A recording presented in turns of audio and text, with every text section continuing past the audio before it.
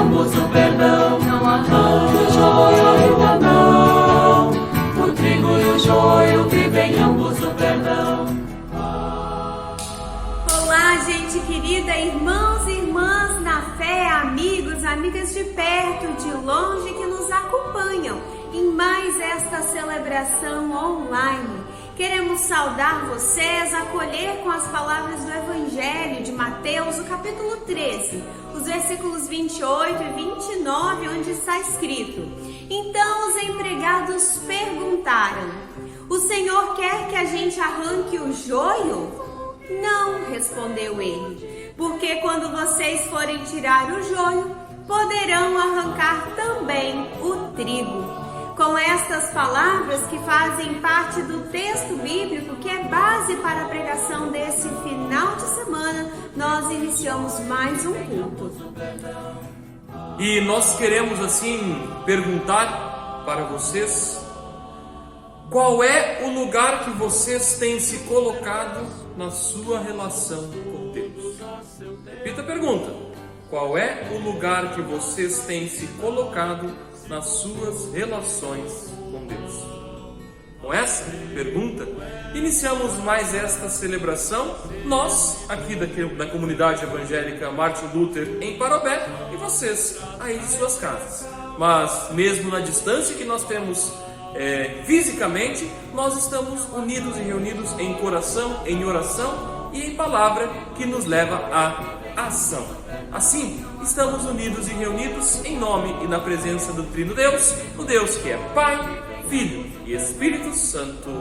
Amém. Queremos assim invocar a presença do Santo Espírito de Deus neste momento celebrativo, cantando: Vem Espírito Divino.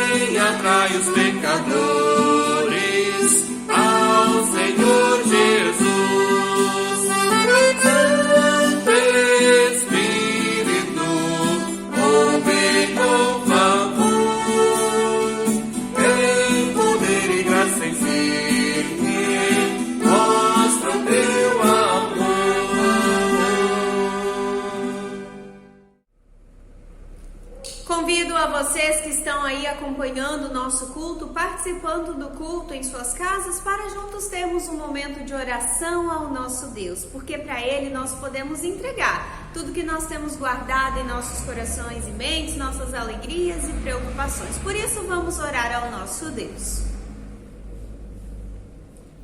Querido e amado Deus, chegamos à Tua presença com o nosso coração carregado da necessidade de sermos sempre de novo orientados por Tua bondosa palavra. Semeia em nossos corações, Deus de amor, a mais preciosa semente do Evangelho, da qual somos responsáveis por cultivar e também levar a todas as pessoas. Ajuda-nos a produzirmos os bons frutos que somente a fé cristã é capaz de produzir. Receba-nos como somos, como estamos, em nome de Cristo Jesus, que contigo e também com o Espírito Santo vive e reina de eternidade a eternidade. Amém. Em preparação para ouvirmos da palavra de Deus, dessa semente que é lançada em nossos corações, convido para cantarmos o hino Não Temas, pois te remi.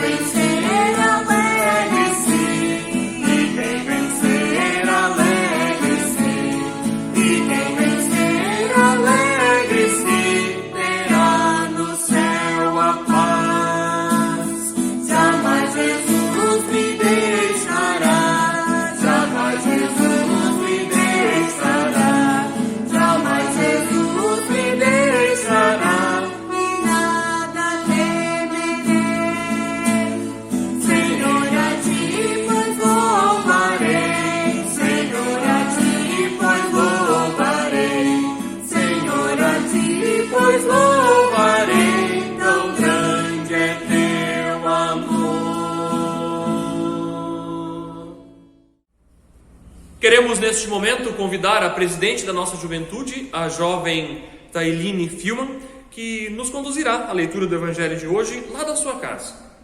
Leitura do Evangelho de Mateus, capítulo 13, versículos 24 a 30 e também versículos 36 a 46. Tailine irá nos fazer a leitura da parábola conhecidíssima que nos conta a respeito do joio e do trigo. O joio. Jesus contou outra parábola.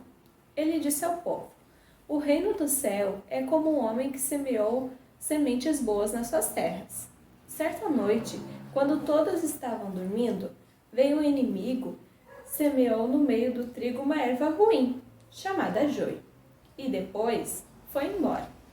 Quando as plantas cresceram e se formaram as espigas, o joio apareceu. Aí os empregados do dono das terras chegaram e disseram: patrão, o senhor semeou sementes boas nas suas terras. De onde será que veio este joio? Foi algum inimigo que fez isso, respondeu ele. E eles perguntaram: o senhor quer que a gente arranque o joio? Não, respondeu ele, porque quando vocês forem tirar o joio, poderão arrancar também o trigo. Deixem o trigo e o joio crescerem juntos, até o tempo da colheita. Então eu direi aos trabalhadores que vão fazer a colheita: arranquem primeiro o joio e amarrem em feixes para ser queimado. Depois colham o trigo e ponham no meu depósito. Então Jesus deixou a multidão e voltou para casa. Os discípulos chegaram perto dele e perguntaram: conte para nós o que quer dizer a parábola do joio. Jesus respondeu: quem semeia sementes boas é o Filho do Homem. O terreno é o mundo. As sementes boas são as pessoas que pertencem ao reino, e o joio, as que pertencem ao maligno. O inimigo que semeia o joio é o próprio diabo. A colheita é o fim dos tempos, e os que fazem a colheita são os anjos. Assim como o joio é ajuntado e jogado no fogo, assim também será no fim dos tempos. O Filho do Homem mandará os seus anjos, e eles ajuntarão e tirarão do seu reino todos os que fazem com que os outros pequem, e também todos os que praticam o mal. Depois, os anjos jogarão essas pessoas na fornalha de fogo, onde vão chorar e ranger os dentes de desespero. Então, o povo de Deus brilhará como o sol, no reino do seu Pai. Se vocês têm ouvidos para ouvir, então ouçam. Muito obrigado, querida Tailine, por ter assumido e realizado a leitura deste texto bíblico. Que a graça de nosso Senhor Jesus Cristo, o amor de Deus que é Pai, e a comunhão do Espírito Santo esteja com todos e todas vocês, hoje e para sempre. Amém. Queridos irmãos, queridas irmãs, na fé em Cristo Jesus, quero contar uma história para vocês de quando eu era criança. Eu cresci numa região agrícola, na região noroeste do Paraná, né? E lá então tem muitas plantações de inverno e de verão. No verão então tem muito soja, o milho da safra, né? Que são plantados ao redor lá das terras onde meu pai e minha mãe vivem ainda hoje. Essas safras tudo bem. No inverno, por exemplo, mas por outro lado, no inverno são outras variedades e outras culturas que são plantadas. O milho, chamado de milho safrinha, que tem um ciclo mais curto e que também é plantado no inverno. Porém, existem lá o trigo, que a Tailine acabou de comentar, lendo no texto bíblico a parábola sobre o trigo e o joio. E além do trigo, é plantado também a aveia e, quando eu era criança, ainda uma variedade de trigo híbrido que era misturado junto com o centeio, chamado triticale. Essas três variedades, quando elas são pequenas, pelo menos pela minha visão enquanto criança, eram três variedades muito parecidas. Vejam vocês aqui, o trigo, a aveia e também o triticale. Tudo muito parecido. E eu não sabia diferenciar uma da outra, né? E eu queria que vocês guardassem essa história que relata um pouquinho a respeito da minha experiência enquanto criança. Eu acredito que hoje ainda, se eu for lá para o Paraná, eu não vou saber identificar o que é trigo, o que é aveia e o que é triticale, enquanto elas não tiverem cachos. Depois que elas já estão cacheadas, aí sim, você consegue facilmente identificar e diferenciar o trigo da aveia, por exemplo. E o texto de hoje nos fala justamente do trigo. A história é conhecidíssima. O trigo e o joio. Parábola, inclusive, que como nós vimos na leitura da Tailine, é explicada pelo próprio Jesus Cristo. O trigo é a boa semente que nós semeamos ou que é semeada neste mundo. Amor, justiça, paz, honestidade, bons sentimentos. O joio é a má semente. Maldade, ódio, rancor, corrupção e todos os maus sentimentos que existem no meio da humanidade ainda hoje. A terra somos nós, enquanto humanidade. Os semeadores, como diz a própria explicação, são o Filho do Homem, Jesus, ou também o diabo que semeia o joio. Jesus que semeia o trigo, o diabo que semeia o joio. E a colheita é o dia do juízo final, ou o dia do fim dos tempos, assim como está escrito no texto bíblico. Claro, direto e reto este texto. Não tem muito o que nós reinterpretarmos ou trabalharmos a respeito da explicação. É fácil de compreender, porém eu acredito que ele seja mais profundo do que ele parece para nós no dia de hoje. Na parábola contada por Jesus, fica claro para nós que quem e qual papel nós temos perante os olhos de Deus. A terra que é semeada. Nós somos a terra que é semeada. Porém, o que eu percebo muitas vezes é que nós não nos colocamos no lugar nosso, que é como terra a ser semeada, e acabamos querendo assumir outros papéis enquanto pessoas cristãs, outros papéis dentro dessa parábola. Por vezes, eu acredito que nós assumamos o papel de semeadores, e queiramos ser semeadores. Claro, enquanto pessoas cristãs, é papel nosso também semear o trigo, semear a boa nova do Evangelho para todas as pessoas. Estamos assim também cumprindo com parte da missão cristã. Quando nós focamos em assumir o papel de quem semeia o trigo, as coisas boas, os bons sinais, nós estamos cumprindo com a vontade de Deus para nós. O problema é que muitas vezes nós acabamos assumindo o papel de semeadores do joio. E muitas vezes nós fazemos isso. E mais do que nunca eu quero usar um exemplo que todos vão saber, todos vão reconhecer, pois todos ficaram sabendo do que aconteceu. 3 fatos que aconteceram na política, sempre enfatizando que eu não tenho uma posição e não interessa também saber qual é a minha posição, mas 3 fatos que aconteceram na política que mostram que nós somos semeadores de joio. Quando a esposa do ex-presidente Lula veio a falecer, muitas pessoas comemoraram. Quando o neto do ex-presidente Lula veio a falecer, muitas pessoas disseram, bem feito. E agora, recentemente, nas últimas semanas, nós vimos tantas e tantas pessoas torcendo pela Covid-19 para que ela vencesse o então presidente do nosso país hoje, o presidente Jair Bolsonaro. Repito, não é minha opinião política, não estou decretando opinião política, somente quero nos fazer refletir sobre o tamanho da insanidade que é comemorarmos a dor do outro, a enfermidade do outro e torcermos pela morte de outro ser humano. Estamos semeando o joio, não estamos semeando o trigo.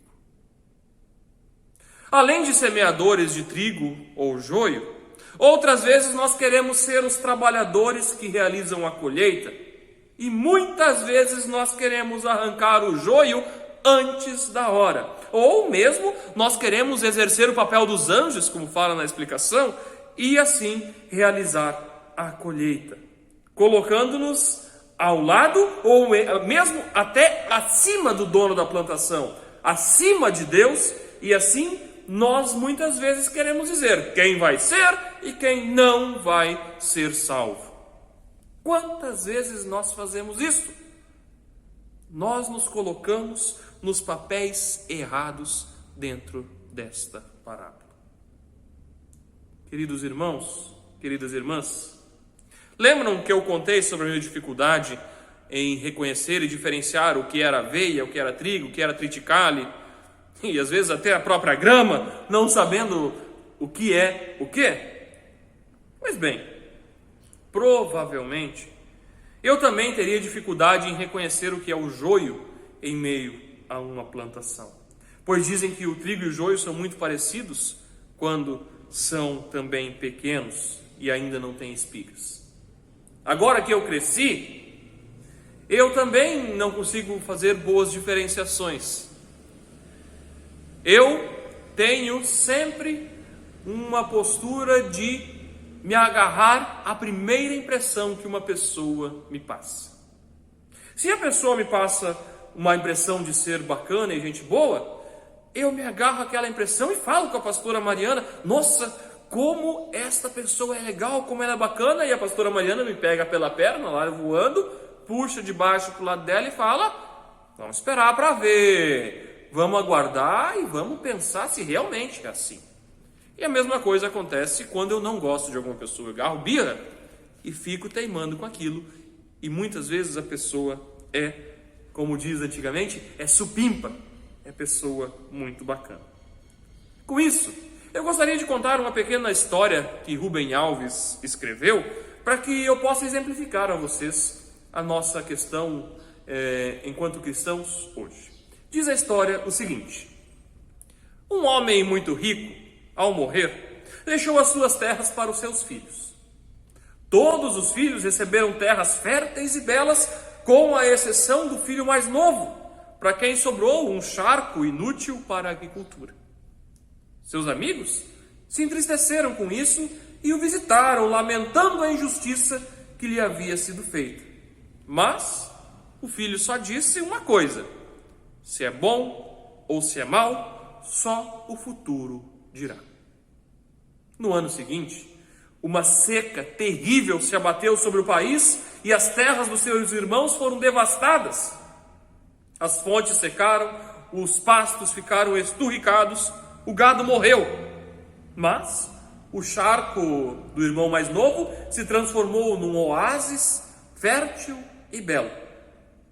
Ele ficou rico e comprou um lindo cavalo branco por um preço altíssimo. Seus amigos organizaram uma festa porque coisa tão maravilhosa tinha lhe acontecido. Mas dele só ouviram uma coisa: se é bom ou se é mal, só o futuro dirá. No dia seguinte, o seu cavalo de raça fugiu e foi grande a tristeza. Seus amigos vieram e lamentaram o acontecido, mas o homem lhes disse o seguinte: se é bom ou se é mal, só o futuro dirá. Passados 7 dias, o cavalo voltou, trazendo consigo 10 lindos cavalos selvagens. Vieram os amigos mais uma vez para celebrar essa riqueza, mas o que ouviram foram as palavras de sempre: se é bom ou se é mal, só o futuro dirá. No dia seguinte, o seu filho, sem juízo, montou um desses cavalos selvagens. O cavalo corcoviou e o lançou longe. O moço quebrou a perna. Voltaram os amigos para lamentar a desgraça e ouviram: se é bom ou se é mal, só o futuro dirá, repetiu o pai. Passados poucos dias, vieram os soldados do rei para levar os jovens para a guerra. Todos os moços tiveram que partir, menos o filho que estava com a perna quebrada. Os amigos se alegraram e vieram festejar. O pai viu tudo e só disse uma coisa: se é bom ou se é mal, só o futuro dirá. Assim termina a história, sem um fim, com reticências, 3 pontinhos. Ela poderá ser continuada indefinidamente. Se é bom ou se é mal, só o futuro dirá. Até aqui a história de Rubem Alves, queridos irmãos, queridas irmãs. E eu convido vocês, vamos nos colocar em nosso lugar de terra boa e terra fértil. Vamos produzir a maior quantidade possível de trigo e vamos colocar as nossas vidas nas mãos de Deus. Por isso, eu termino esta pregação parafraseando Rubem Alves e dizendo: se é bom ou se é mal, somente Deus dirá. Repito, se é bom ou se é mal, somente Deus dirá. E que assim realmente seja. Amém.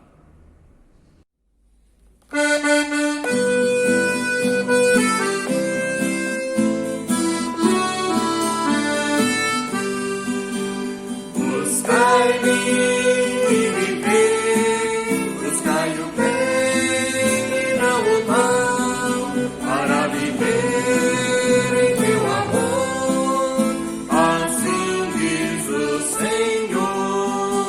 Buscai-me e viver, buscai o bem e não o mal, para viver em meu amor, assim diz o Senhor.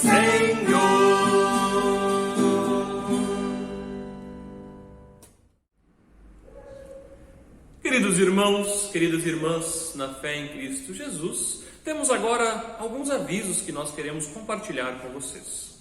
Vocês devem ter acompanhado os últimos cultos que nós fizemos ao longo desses últimos meses, e vocês têm visto que nós não temos em momento algum pedido ou solicitado ofertas, mas a partir desse final de semana nós vamos fazê-lo.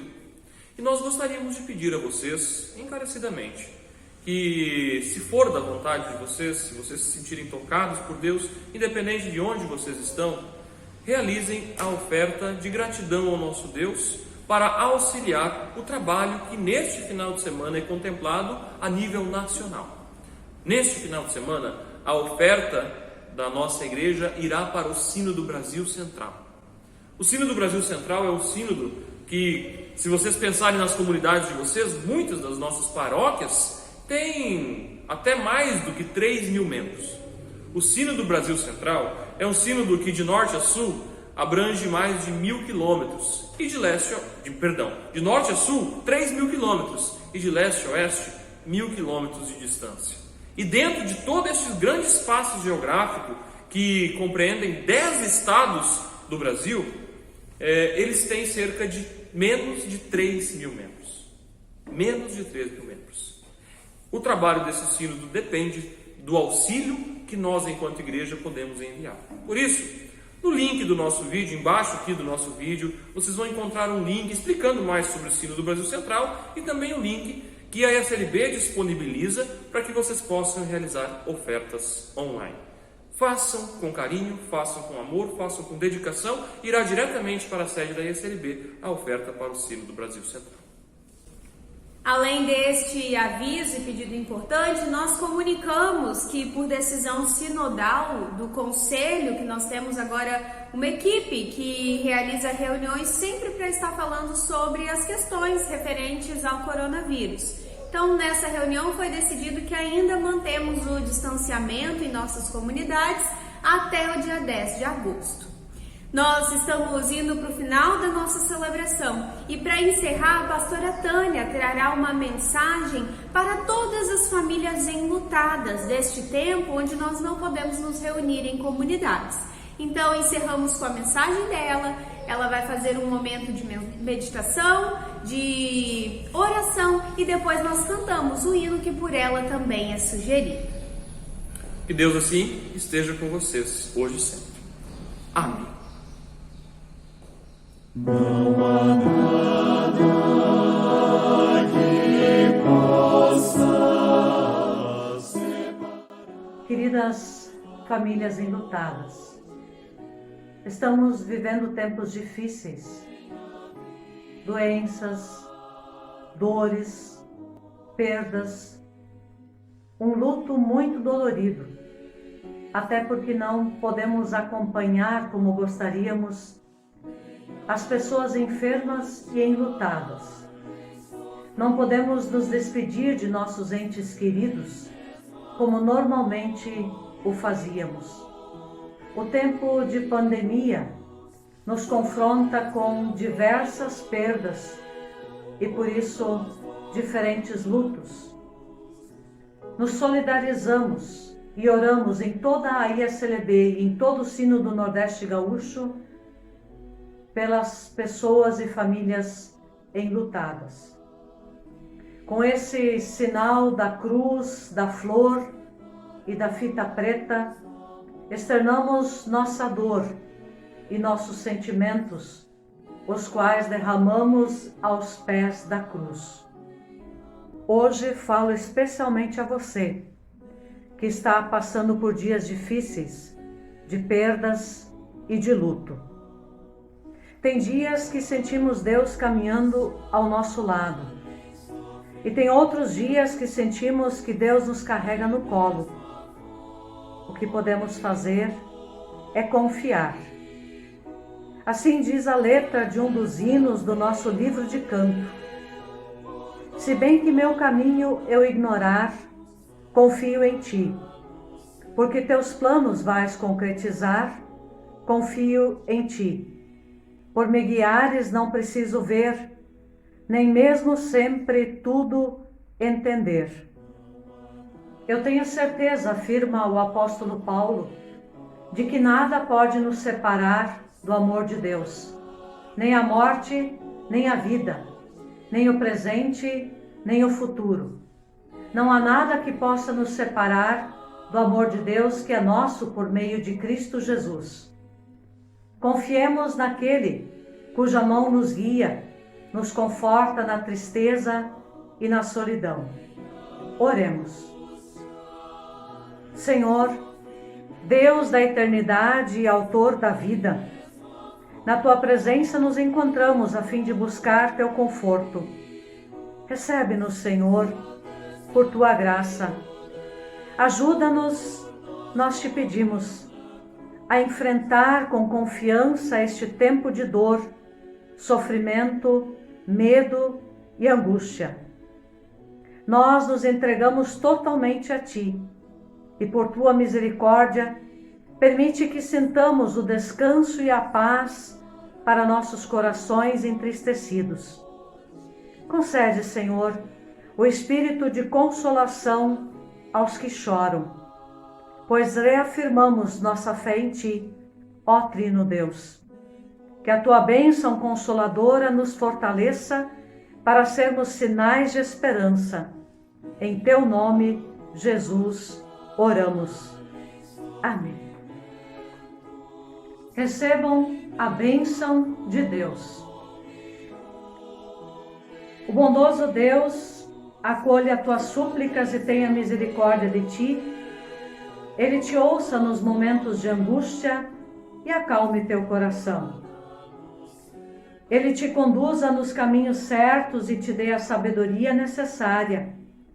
Ele sempre te traga de volta para recomeçares com novo ânimo. Assim te abençoe Deus Pai, Filho e Espírito Santo. Amém.